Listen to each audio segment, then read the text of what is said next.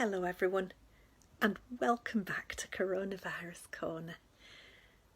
Apparently somebody wrote to Dominic Cummings' wife to say how lonely she was feeling, and she wrote back to say they'd read her letter and now they understood. Better late than never, I suppose. It just goes to show there's no point talking to Boris Johnson about stuff. You need to go straight to the top. So as of today, Bridland's got more bubbles than a bottle of Bollinger. There's Maureen and Eric, Marjorie and her son's family, George and Fanny, and wait for it, Mandy and the vicar. She says it's only so she can cook him dinner. Fancy. I haven't got a bubble, and neither have old Patrick and Sharon. I suppose we can make one if we need. It got hot again this afternoon. It was lovely down by the river, watching folk enjoying the sunshine. There were even some people paddling. I don't think I'd fancy that. I have too many memories of Bridland baths in the 1970s when we kept getting verrucas and Eric's mother used to paint them with something disgusting which never worked. I don't know how they got away with the changing facilities for so long.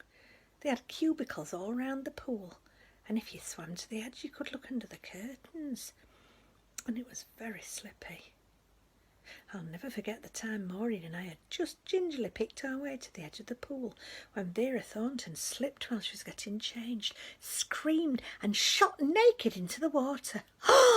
Luckily it was the deep end, so Maureen and I were able to hide her modesty until the lifeguard arrived, wrapped her up in a towel and towed her to the steps.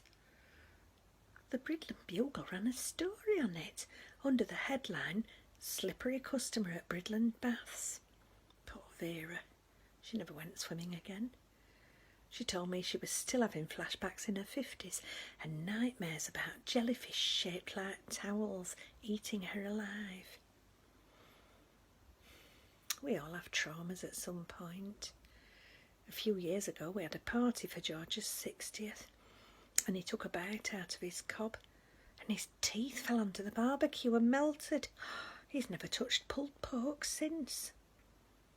And Maureen still has nightmares about the time she went for a smear and smelt burning while the doctor was putting her gloves on. She said, "Is there meant to be smoke?" And the doctor gasped and grabbed the lamp which had set fire to the paper covering on the couch. Maureen went into shock. I had to pick her up from the surgery and take her for a drink to calm her down. And she kept saying, "Oh, Edna, I thought I'd caught a fire down below like the Titanic." It took her a while to get over it. At least her smear came back clear. Today's sensible tip is, take time to process what's going on. We're all going through it and it's quite traumatic for some. Just let the feelings come and go.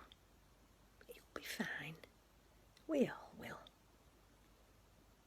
You take care. Stay safe. And I'll see you tomorrow. Bye-bye.